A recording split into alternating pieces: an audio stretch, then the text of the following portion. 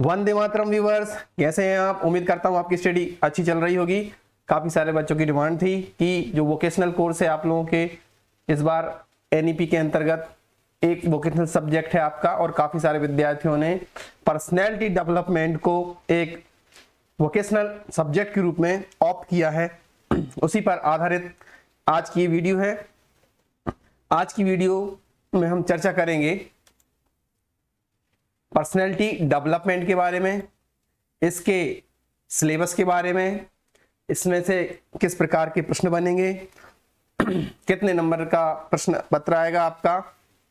और यह वीडियो जो नई शिक्षा नीति है उसके अंतर्गत सभी जो विद्यार्थी हैं, चाहे किसी भी संकाय के हों, चाहे वो बीए कर रहे हों, बीकॉम, बीएससी, बीसीए या बीबीए, सभी विद्यार्थियों के लिए अगर उन्होंने पर्सनैलिटी डेवलपमेंट को एक सब्जेक्ट के रूप में लिया है, वोकेशनल कोर्स के जो सब्जेक्ट के रूप में लिया है, उन सब का काम का वीडियो होने वाला है। तो चलिए शुरू करते हैं। सबसे पहले हम डिस्कस करते हैं सिलेबस के बारे में। देखिए, इसमें कुल 3 यूनिट दी हुई हैं आपकी। हर विश्वविद्यालय का सिलेबस यही है, चाहे वो जीवाजी विश्वविद्यालय ग्वालियर हो, रानी दुर्गावती विश्वविद्यालय जबलपुर हो, देवी अहिल्या विश्वविद्यालय इंदौर, विक्रम विश्वविद्यालय उज्जैन, बरकतुल्लाह विश्वविद्यालय भोपाल या छत्रसाल यूनिवर्सिटी छतरपुर, सभी के लिए सिलेबस समान है। तो पहली जो आपकी यूनिट है उसमें व्यक्तित्व, सफलता और असफलताओं का सामना करना, ये इसका मुख्य बिंदु है। सॉरी, व्यक्तित्व की अवधारणा, यानी व्यक्तित्व क्या है, सफलता क्या है, सफलता किसे कहते हैं, सफलता प्राप्त करने में कौन कौन सी बाधाएं आ सकती हैं, सफलता के लिए जिम्मेदार कारक कौन कौन से हैं, प्रभावी आदतें विकसित करना, असफलता क्या है, असफलताओं को प्रभावित करने वाले कारक कौन कौन से हो सकते हैं, असफलताओं से किस प्रकार सीखा जा सकता है, असफलताओं पर काबू किस प्रकार पाया जा सकता है, या कौन सी टेक्निक्स हैं जिनके प्रयोग करने से असफलताओं पर काबू पाया जा सकता है, विश्वास की शक्ति, विश्वास का अभ्यास, स्वाट विश्लेषण और लक्ष्य निर्धारण। लक्ष्य में भी कौन से लक्ष्य, स्मार्ट लक्ष्य। दूसरी यूनिट में आता है समय और तनाव प्रबंधन तथा रोजगारपरकता लब्धि। एक संसाधन के रूप में समय क्या है, समय की बर्बादी के कारकों की पहचान करना, बेहतर समय प्रबंधन के लिए तकनीक का प्रयोग किस प्रकार आप कर सकते हैं, तनाव क्या है, तनाव का परिचय, तनाव के कारण और प्रभाव, तनाव प्रबंधन, रिज्यूम बिल्डिंग, यानी जो आप रिज्यूम किसी भी नौकरी को पाने के लिए किसी भी कंपनी में आप देते हैं वो रिज्यूम बनाना, ग्रुप डिस्कशन में भाग लेने की कला, साक्षात्कार, अक्सर पूछे जाने वाले प्रश्न, साक्षात्कार अभ्यास सत्र। ये सामान्यतः आपकी जो फाइल बनी होगी उसमें आपको या तो साक्षात करने के लिए दिया गया होगा, या ग्रुप डिस्कशन करने के लिए दिया होगा, या रिज्यूम बनाने के लिए दिया होगा। आप आपके महाविद्यालय में जो भी प्रक्रिया रही है उसके माध्यम से आपको दे दिया गया है। इस प्रकार इससे रिलेटेड प्रश्न भी बन सकते हैं। वो किस प्रकार प्रश्न बन सकते हैं कि रिज्यूम बनाते समय किस प्रकार की सावधानियां रखी जा सकती हैं, साक्षात्कार कितने प्रकार के होते हैं, एक शेड्यूल्ड होता है, एक अनशेड्यूल्ड होता है। शेड्यूल्ड अर्थात जिसमें प्रश्न फिक्स रहते हैं कि कौन से प्रश्न पूछे जाएंगे, उसे शेड्यूल्ड साक्षात्कार कहते हैं। और रैंडमली जो होता है उसे अनशेड्यूल्ड कहते हैं। अंतिम यूनिट का सिलेबस क्या है, संचार कौशल और डिजिटल शिष्टाचार। तो संचार कौशल में आ जाता है प्रभावी पठन, यानी पढ़ना, प्रभावी लेखन, यानी किस तरह से आप प्रभावी रूप से लिख सकते हैं, और प्रभावी श्रवण, सुनना भी उतना ही महत्वपूर्ण है जितना कि बोलना। इन कौशलों के बारे में हार्ड स्किल और सॉफ्ट स्किल क्या होती है, मंच के डर पर काबू पाना, बॉडी लैंग्वेज की भूमिका, पेशेवर प्रस्तुति की कला, प्रस्तुतियों में श्रव्य और दृश्य माध्यमों का प्रयोग। देखिए, श्रव्य और दृश्य में क्या होता है, श्रव्य का अर्थ होता है, यहाँ हाइलाइटर ले लेते हैं। देखिए, श्रव्य और दृश्य, श्रव्य जैसे सुना जाता है, दृश्य यानी जैसे देखा जाता है। ऐसे कौन से माध्यम हैं ऑडियो वीडियो जिनका की उपयोग आप प्रेजेंटेशन में कर सकते हैं, ठीक है। दृश्य श्रव्य में पीपीटी आजकल बहुत चलता है, अगर आप वक्ता हैं पावर पॉइंट प्रेजेंटेशन के माध्यम से ये वीडियो आप देख रहे हैं, पावर पॉइंट प्रेजेंटेशन कंप्यूटर पर बनाया गया है, इसी के माध्यम से आपको मैं प्रस्तुति दे रहा हूं। तो ये भी एक प्रकार का माध्यम है। ऐसे कई माध्यम हैं जिनके माध्यम से आप अपनी बात पहुंचा सकते हैं। आप अपना जो भी आप बोलना चाह रहे हैं, जिसको आप प्रस्तुत करना चाह रहे हैं, वो अधिक प्रभावी ढंग से श्रोता या दर्शकों तक आप अपनी बात पहुंचा दें। इसमें सामाजिक शिष्टाचार, सामाजिक शिष्टाचार क्या होता है? दिन प्रतिदिन के प्रबंधन में सूचना और संचार प्रौद्योगिकी यानी ICT का प्रयोग, सोशल मीडिया का प्रभावी उपयोग। सोशल मीडिया का प्रभावी उपयोग में क्या आ सकता है कि आजकल आप देखते हैं फेसबुक, व्हाट्सएप, ट्विटर, ये जो जितने इंस्टाग्राम, जितने भी सोशल मीडिया प्लेटफॉर्म्स हैं, इनका किस प्रकार उपयोग किया जाता है अपनी छवि निर्माण में, अपनी छवि बनाने के लिए, अपना प्रसार करने के लिए, अपने व्यक्तित्व को सफल बनाने के लिए। क्योंकि जब तक कोई व्यक्ति जानेगा नहीं आपके बारे में, तब तक वो आपके बारे में धारणा नहीं बना सकता। तो ये इनका उपयोग आप किस प्रकार कर सकते हैं, ये इस पेपर में आएगा। क्योंकि ये जो आपका प्रश्न पत्र है उसका नाम ही है पर्सनैलिटी डेवलपमेंट, यानी व्यक्तित्व का विकास। व्यक्तित्व का विकास कैसे करें, इस वीडियो देखिए, वीडियो में अंत तक बने रहिए। अभी मैं आप डिस्कस करूंगा इस पार्ट के बाद कि कौन कौन से प्रश्न संभावित हैं, कौन से महत्वपूर्ण प्रश्न हैं जिनके विषय में पूछा जा सकता है। साथ ही में जो बहुत महत्वपूर्ण मुझे लगता है कि ये बहुत महत्वपूर्ण है, उस पर थोड़ा सा डिस्कशन भी करूंगा। डिस्कशन इसलिए थोड़ा करूंगा क्योंकि ज्यादा करने पर वीडियो बहुत लंबा हो जाता है, फिर वो वीडियो आप देखते नहीं हैं। और मुझे इसी तरह आप लोगों का प्यार मिल रहा है, मुझे सपोर्ट करने के लिए चैनल को सब्सक्राइब कीजिए अगर आप नए हैं तो। और कई विद्यार्थी कहते हैं कि उन्हें वीडियो नहीं मिल पाती है, तो आप देखिए जो बेल आइकॉन होता है उसे आप प्रेस कर दीजिएगा, नोटिफिकेशन ऑन कर दीजिएगा सभी के लिए। तो सोशल मीडिया का प्रभावी उपयोग हो गया। ईमेल क्या है? ईमेल तो हम सब करते हैं, लेकिन ईमेल का भी एक शिष्टाचार होता है। नेटिकेट, जैसे एटिकेट होता है वैसे नेटिकेट होता है, क्या नहीं करना चाहिए। उपयोगी इलेक्ट्रॉनिक गैजेट्स और मोबाइल एप्लीकेशन, देखिए आपके व्यक्तित्व निर्माण में मोबाइल एप्लीकेशन भी किस प्रकार उपयोगी हो सकते हैं, आपके टाइम मैनेजमेंट करने में भी उपयोगी हो सकते हैं। पहले लोग नोट डायरी रखते थे, आजकल मोबाइल में ही अपना शेड्यूल बना लेते हैं ना, इससे भी अलार्म लगा लेते हैं, आपको याद नहीं रहता, इतना सारा वर्क रहता है कि आपको किसी पर्टिकुलर डेट, पर्टिकुलर समय पर क्या करना है, इसके लिए शेड्यूल कर सकते हैं आप, अपनी मीटिंग शेड्यूल कर सकते हैं। ऐसे कुछ बहुत सारे एप्लीकेशंस हैं, मोबाइल गैजेट्स आ गए हैं, ठीक है। तो उनके बारे में आपको अध्ययन करना है, उनके बारे में पूछा जा सकता है। तो अब हम परीक्षा के पैटर्न पे बात करते हैं। देखिए परीक्षा के पैटर्न पे मैं आपको स्पष्ट बता देता हूं। जैसे देवी अहिल्या विश्वविद्यालय इंदौर ने तो ये कह दिया है कि जो प्रश्न पत्र होगा वो 2 घंटे का होगा। अब विद्यार्थियों के बीच ये कंफ्यूजन था कि 2 घंटे का तो FC का भी था सर, 2 घंटे का अगर पेपर होगा तो क्या ऑब्जेक्टिव होगा कि वैसे OMR सीट से होगा। तो देवी अहिल्या विश्वविद्यालय इंदौर ने तो एक बाकायदा नोटिफिकेशन जारी कर दिया है जिसमें कहा गया है कि 2 घंटे का पेपर जरूर होगा, लेकिन जो परीक्षा पैटर्न है वो आपका मेजर, माइनर, ओपन, इलेक्टिव जो हुआ है उसी तरह से एक पेपर की तरह होगा। डिस्क्रिप्टिव होगा, आपको लिखना पड़ेगा, उसमें OMR सीट नहीं मिलेगी, ऑब्जेक्टिव प्रश्न नहीं आएंगे। 3 खंड होंगे इसके, अ ब स। पहला जो A सेक्शन होगा उसमें वेरी शॉर्ट आंसर आएंगे। वेरी शॉर्ट आंसर को बहुविकल्प या अति लघु उत्तरीय भी कहते हैं। देखिए जो वेरी शॉर्ट आंसर है इसमें हो सकता है कि ऑब्जेक्टिव वाले आ जाएं, खाली स्थान आ जाएं, 1 नंबर वाले भी आ सकते हैं, आएंगे ही ये मैं नहीं कह सकता हूं क्योंकि ऐसा यूनिवर्सिटी ने अभी नहीं कहा है, अभी किसी भी यूनिवर्सिटी ने ऐसा स्पष्ट नहीं किया है। केवल देवी अहिल्या विश्वविद्यालय इंदौर ने अभी नोटिफिकेशन जारी किया था जिसमें उन्होंने कहा था कि इसी तरह से एग्जाम होगी 3 सेक्शन वाली, जिसमें दूसरा जो सेक्शन होगा खंड ख सेक्शन B, उसमें शॉर्ट आंसर होंगे यानी लघु उत्तरीय प्रश्न होंगे, और तीसरा लॉन्ग आंसर होंगे, दीर्घ उत्तरीय प्रश्न होंगे। देखिए विद्यार्थियों, आप दीर्घ उत्तरीय प्रश्नों को थोड़े हल्के में मत लीजिए, सबसे ज्यादा नंबर लॉन्ग आंसर ही दिलाते हैं। बस उन्हें लिखने का जो तरीका होता है उस पर ध्यान दीजिएगा। आप जो पूछा जाए वो आप स्पेसिफिक लिखिए, भले ही आपके दिमाग में वो चीज कम है, लेकिन आप इतने बेहतर तरीके से उसको प्रेजेंट करिए कि सामने वाले को लगना चाहिए कि आपको टू द पॉइंट आता है।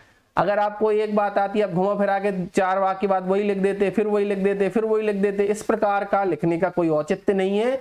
इससे बेहतर है कि आप कम शब्द में उस अपनी बात को खत्म कर दें। आप कम लिखें पर अच्छा लिखें, नंबर उसी के मिलते हैं। ये आप इस बात को आप याद रखिएगा। टोटल मार्क्स हैं आपके 70 नंबर का पेपर होगा। क्योंकि देखिए जो सिलेबस आया था आपका, देखिए मेजर माइनर ओपन इलेक्टिव का जो सिलेबस था उसमें सबसे आखिर में एक खंड दिया गया था मूल्यांकन वाला, तो उसमें मूल्यांकन की विधियां दी हुई थी, इसमें दी नहीं थी। तो इसका एक बाद में लेटर आया था हायर एजुकेशन से, तो ये मान के चलिए आपका 30 नंबर की जो आपकी फाइल बनी थी तो उसमें से आपको नंबर मिले होंगे जो आपने महाविद्यालय में जमा की होगी, और 70 नंबर का जो अभी आपका थ्योरी का पेपर होने वाला है। और इसका पैटर्न सामान्यतः, क्योंकि ये नहीं बताया गया है कि ऑब्जेक्टिव ही होगा वैसा जैसा फाउंडेशन का था, इसलिए आप मान के चलिए कि जितना भी आपका वोकेशनल सब्जेक्ट्स हैं, चाहे पर्सनैलिटी डेवलपमेंट हो, पोषण एवं आहार हो, वेब डिजाइनिंग हो, जीएसटी हो, बिक्री कौशल हो, बीमा वित्तीय प्रबंधन हो, ये सभी इसी प्रकार के 3 सेक्शन में होंगे। अभी तक मुझे जो जानकारी प्राप्त है उसके अनुसार मैं आपको बता रहा हूं, वेबसाइट पर मैंने हर विश्वविद्यालय की वेबसाइट पर देखा है।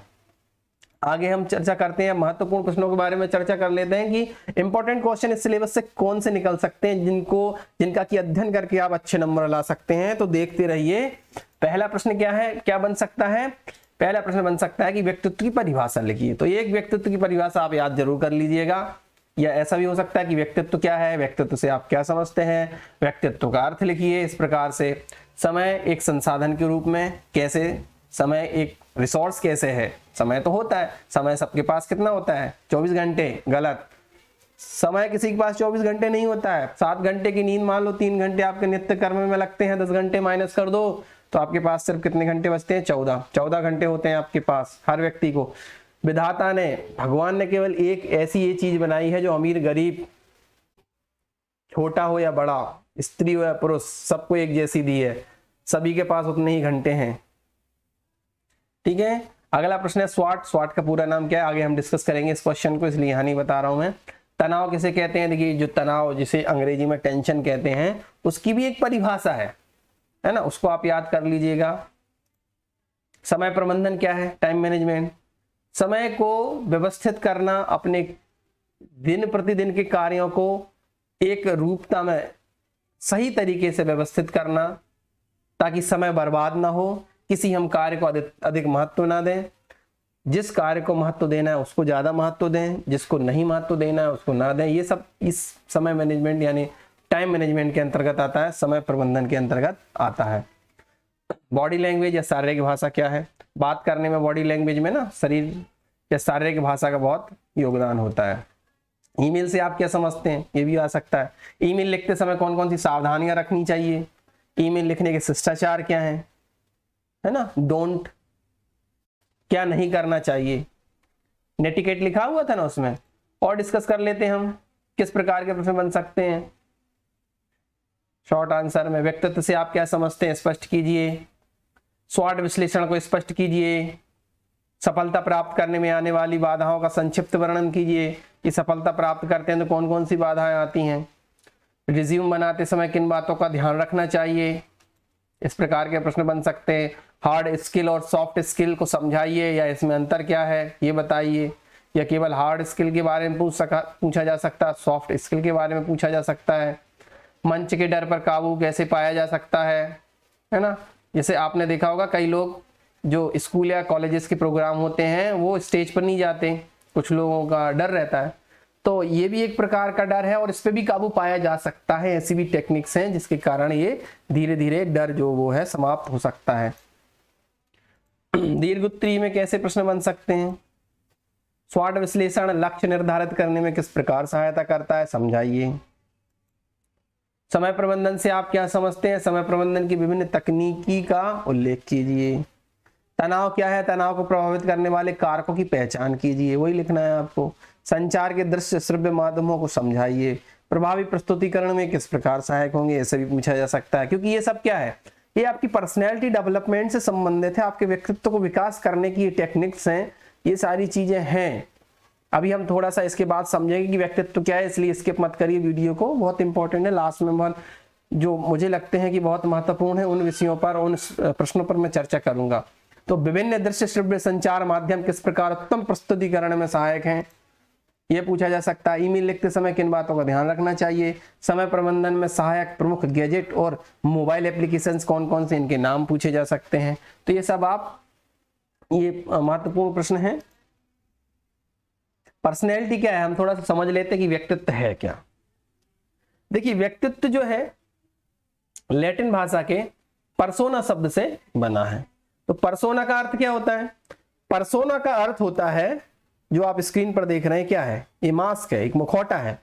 तो पर्सोना का अर्थ है मुखौटा। क्या है, प्राचीन ग्रीक में क्या होता था कि जो एक व्यक्ति आता था स्टेज पर, जब जो नाटकों का मंचन होता है, तो वो अपना चेहरे पर मास्क लगा के आता था, वहीं से शब्द की उत्पत्ति मानी जाती। और प्रारंभ में देखिए मनोविज्ञान की एक संकल्पना है, या मनोविज्ञान में जो व्यक्तित्व शब्द है उस पर विभिन्न जो मनोवैज्ञानिक है वो एक नहीं है कि व्यक्तित्व है क्या, लेकिन मुख्य रूप से प्रारंभ में क्या माना जाता था कि जो सुंदर दिखता है, जिसकी हाइट अच्छी है, जिसके नाक नस्क जो है वो सही है, उसकी पर्सनैलिटी अच्छी है, ऐसा माना जाता था। तो पहले जो है सबसे पहले शरीर से जोड़कर, शारीरिक बनावट से जोड़कर पर्सनैलिटी को देखा जाता था। फिर और आगे क्या हुआ, जो लोगों से बात करें, या जो और लोग जिससे बात करने में इंटरेस्टेड हो, जिसको कि आकर्षित लगे, सबको लगता है कि मैं इससे बात कर लूं, ऐसा कोई व्यक्तित्व जिसके तरफ खिंचते चले आए लोग, वो पर्सनैलिटी है क्या। तो मैं आपको एक पर्सनैलिटी के बारे में बताता हूं, एक परिभाषा के बारे में बताता हूं, बहुत ही फेमस परिभाषा है आल्पोर्ट की। प्रोफेसर आल्पोर्ट ने कहा था, व्यक्तित्व व्यक्ति की मनोशारीरिक व्यवस्थाओं का वह गत्यात्मक संगठन है जो वातावरण के साथ उसका अनुपम समायोजन निर्धारित करता है। Personality is the dynamic organisation within the individual of those psychophysical systems that determine his unique adjustment to the environment। 1937 की परिभाषा है। इसमें आल्पोर्ट साहब कह रहे हैं कि केवल शरीर नहीं, शारीरिक और मानसिक ऐसी कुछ विशेषताएं हैं व्यक्ति के अंदर जो कि उसका जो वातावरण है, वातावरण से यहाँ क्या तात्पर्य समझिए, जैसे हम समाज में रहते हैं तो समाज ही हमारा वातावरण है। अगर कोई डॉक्टर है तो उसकी डॉक्टर फील्ड का एक स्पेसिफिक वातावरण जरूर होता है, हॉस्पिटल होता है, मरीज और उसका संवाद होता है। कोई बैंक कर्मचारी है तो बैंक का माहौल होता है।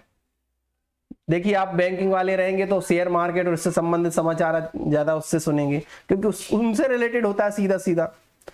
तो क्या है कि ये उसका वातावरण होता है, लेकिन उसका एक समाज भी है। वो किसी का पिता है, किसी का दामाद है, किसी का भाई है, किसी का पति है। तो इस प्रकार की भूमिकाएं भी होती हैं। तो ये उनके दोस्त हैं, उनसे बड़े हैं, उनसे छोटे हैं, इन सब के बीच, समाज के नाते रिश्तेदारों के बीच, जहां वो काम कर रहा है व्यक्ति, उनके बीच वो किस प्रकार एडजस्ट कर पा रहा है, और जो जितने अच्छे तरीके से एडजस्टमेंट कर पाता है उसकी पर्सनैलिटी बेहतर मानी जाती है इस परिभाषा के अनुसार। और होता भी यही है, और इसी के आधार पर बहुत सारी टेक्निक्स भी हैं व्यक्तित्व नापने की। मुख्यतः जो दो प्रकार के व्यक्तित्व माने गए हैं, एक अंतर्मुखी और बहिर्मुखी। अंतर्मुखी यानी इंट्रोवर्ट जो व्यक्तित्व होते हैं, देखा होगा आपने अक्सर लोग, कुछ लोग ऐसे रहते हैं ना जो बहुत जल्दी अपने मन की बात किसी और को नहीं बताते, जिसे हम कहते हैं शाय नेचर है उसका, वो शर्मीला है, वो शर्मीली है, वो जल्दी अपनी बातें नहीं बताती, वो इंट्रोवर्ट की श्रेणी में आते हैं। कुछ देखा होगा आपने, कुछ सफर में चलते हैं तो कुछ लोग कोई बात शुरू नहीं करता है, लेकिन कुछ बात अपने मन से बात करने लगते हैं कुछ लोग। उनमें ये व्यक्तित्व होता है कि किसी से भी बात कर लेते हैं, जल्दी दोस्त बना लेते हैं। जिसे आप फ्रैंक, दूसरी भाषा में कहते हैं बहुत फ्रैंक है, बहुत मॉडर्न ख्यालात का है, बहुत मॉडर्न ख्यालात की है, जल्दी बात कर लेना, जल्दी दोस्त बना लेना, ये होता है एक्सट्रोवर्ट, जिसे कहते हैं बहिर्मुखी। ये दो व्यक्तित्व ऐसा जो युंग है उनने इसका वर्गीकरण किया था, इंट्रोवर्ट और एक्सट्रोवर्ट, और अलग अलग प्रकार भी हो सकते हैं। तो आप मोटे रूप में मैंने आपको पर्सनैलिटी बता दिया, व्यक्तित्व क्या है और व्यक्तित्व विकास क्या है। अगर कोई शाय नेचर का, जल्दी दोस्त नहीं बना पा रहा, कोई बुरी बात नहीं है, उसके अंदर को तो और कुछ और क्वालिटी है, हो सकता है उसे कुछ और हीन भावना हो, या उसका कारण कुछ और हो, उसे उसकी समझ वाले दोस्त नहीं मिल पा रहे हैं। जरूरी नहीं कि जिसका व्यक्तित्व आज जैसा है वैसा ही हो। आप भी देखिए 10 साल पहले आप जैसे आज है वैसे 10 साल पहले नहीं थे, तो ये परिवर्तन आता जाता है।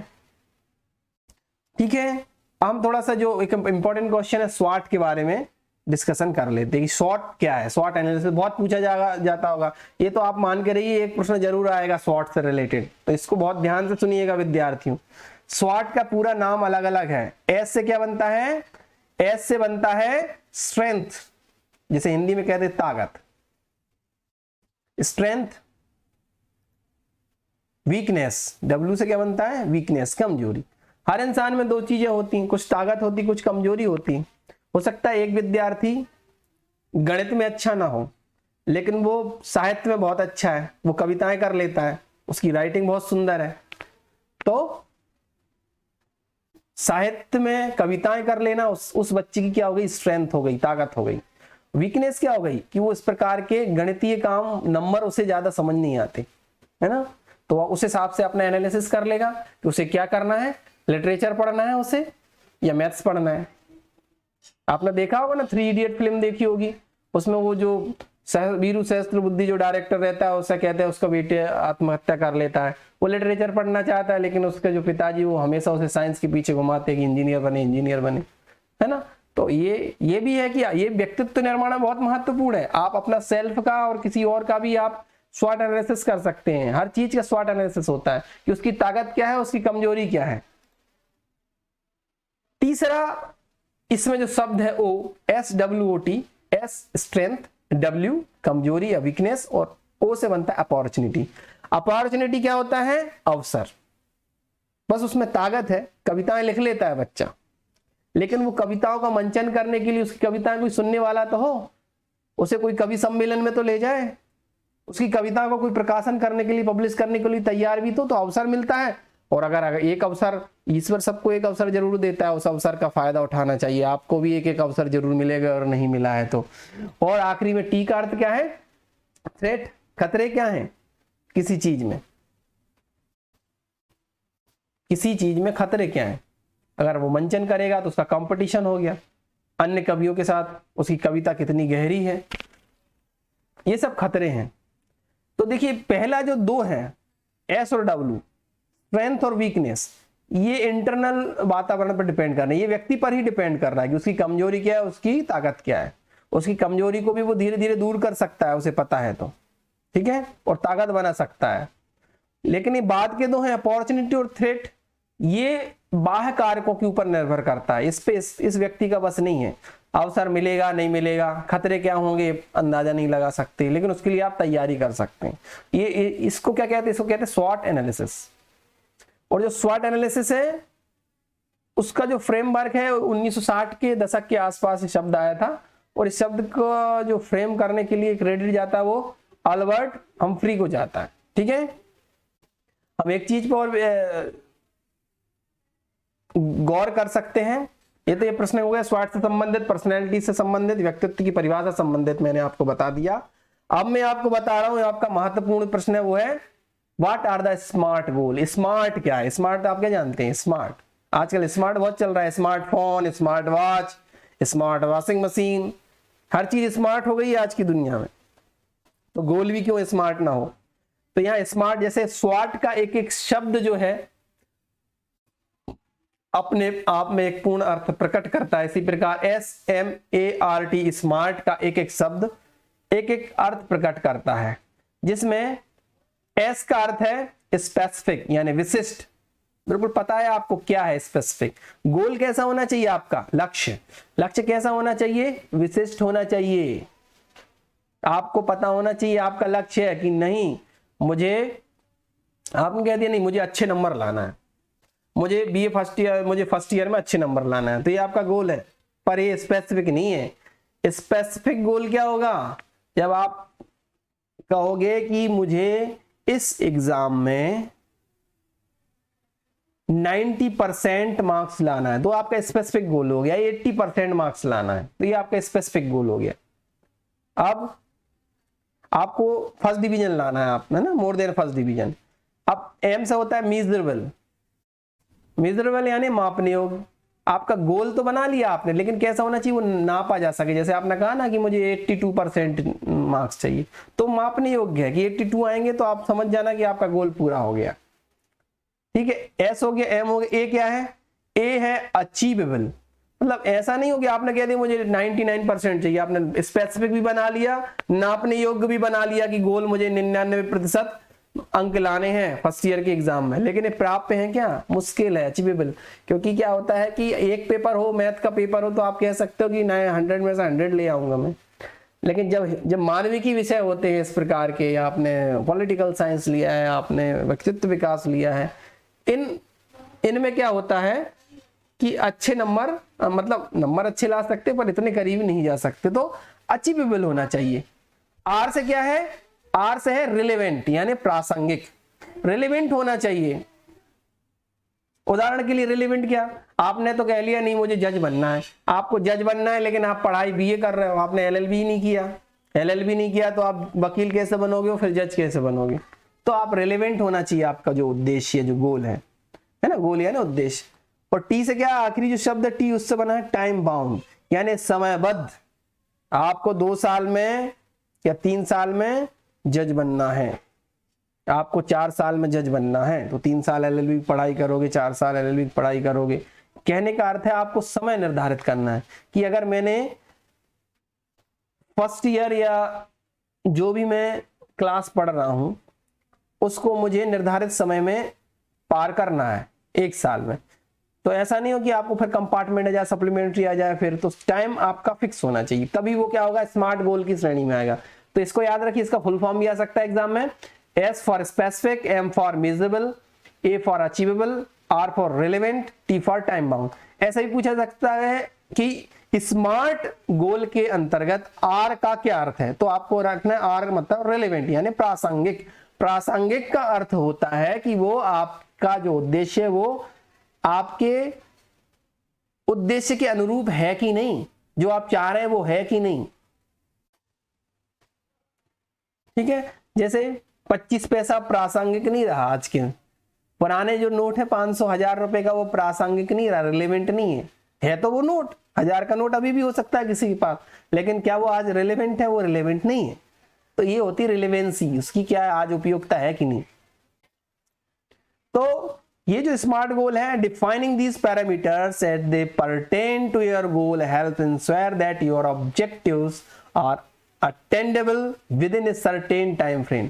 निश्चित समयावधि में ये जो उपयुक्त चीज है वो आपको निर्धारित करती हैं कि आप उस गोल तक पहुंचेंगे और बिल्कुल यकीनन पहुंचेंगे, ये निर्धारित करता है। तो यहां पर क्या है, ये इन चीज को आप ध्यान रखिएगा और मेरे चैनल को सपोर्ट करने के लिए सब्सक्राइब कीजिएगा। और अगर आपको कुछ बात समझ में ना आई हो तो फिर मुझे कमेंट बॉक्स में प्रश्न मेरे लिए छोड़ दीजिएगा, समय रहते ही मैं आपको उत्तर जरूर दूंगा। और इसी प्रकार की वीडियो में जैसे ही मुझे समय मिलता है मैं अवश्य बनाऊंगा आपके लिए, और चैनल से जुड़े रहिए। Thank you for watching.